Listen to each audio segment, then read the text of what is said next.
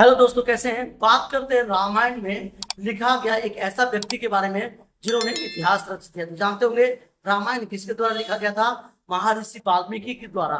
महर्षि वाल्मीकि एक ऐसे व्यक्ति थे जिन्होंने रामायण को पूरी तरह से उल्लेख किया और उन्हें त्रिकालदर्शी के नाम से भी जाना जाता है।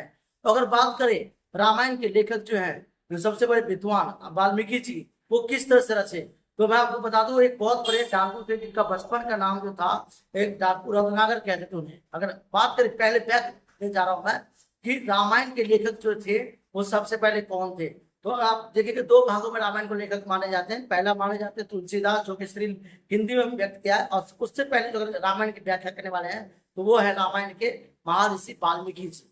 महर्षि वाल्मीकि जी ने संस्कृत में पूरी भाषा को उल्लेख किया और इसी को हिंदी में कन्वर्ट किया है तुलसीदास जी ने।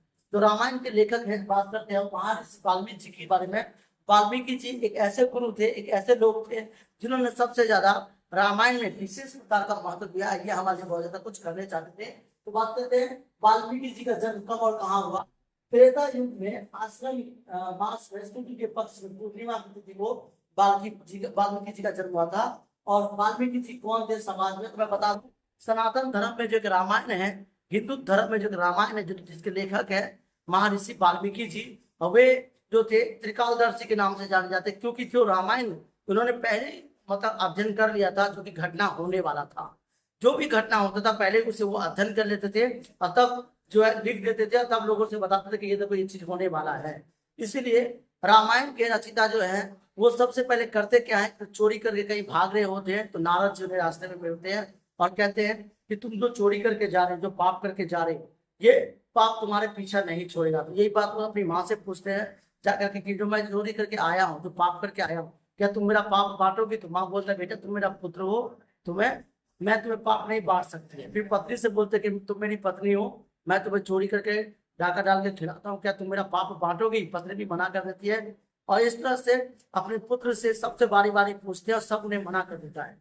रावण इस तरह से वो भाग जाते घर से और जा करके ज्ञान का अध्ययन करते हैं और रामायण के एक लेखक बन जाते हैं, जो कि त्रिकालदर्शी के नाम से जाने जाते हैं। तो वाल्मीकि जी कौन से समाज के थे, दलित समुदाय के माने जाते हैं, लेकिन कुछ लोग उन्हें ब्राह्मण भी कहते हैं। कुछ लोग उनका मानना है कि ब्राह्मण जाति के थे। वाल्मीकि जी का असली नाम क्या था, रत्नाकर नाम था उनका। अगर बात करें रत्नाकर डाकू थे, वो लुटेरा थे, किसी को भी रास्ते में छीन लेते थे, लूट लेते थे। लेकिन एक वक्त ऐसा आया कि वो डाकू जो थे वाल्मीकि जी बन गए। वाल्मीकि जी पहले क्या करते थे, डाकू थे।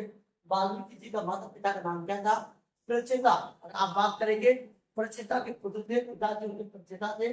माता चंद्रकी थी, जो माता उनकी चंद्रकी थी। वाल्मीकि के गुरु कौन थे, देव ऋषि नारद जी उसके गुरु थे, क्योंकि नारद जी ने ही वाल्मीकि जी को ज्ञान दिया था। और वाल्मीकि जी जो सरस्वती माता का अध्ययन करके ज्ञान प्राप्त किया था, उनका आराधना करके ज्ञान प्राप्त किया था। तो प्रथम गुरु अगर बात कर देंगे तो नारद जी थे, जिन्होंने उद्देश्य दिखाया। और आप बात करते हैं रामायण में कितने श्लोक है, लगभग 24 श्लोक है।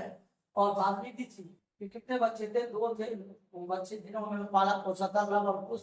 वाल्मीकि जी का ये याद रखिएगा, वाल्मीकि जी के बच्चे क्यों इन्हें लव कुश कहा गया, क्योंकि राम के पुत्र थे, लेकिन पालन पोषण जो थे वनवास में माँ सीता ने और वाल्मीकि जी गुरु ने ही किया था इनका। वाल्मीकि जी का पिंड कब हुआ था, तो ये अभी कोई रचता नहीं कि इनका पिंड कब हुआ था, ये प्रमाण क्या था, मैं आपसे बात करूं।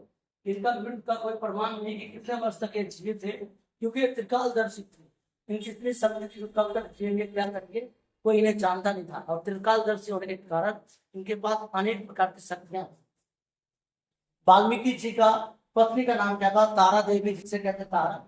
और वाल्मीकि जी ने क्या किया था, उन्हें संस्कृत में रामायण की रचना की थी संस्कृत भाषा में।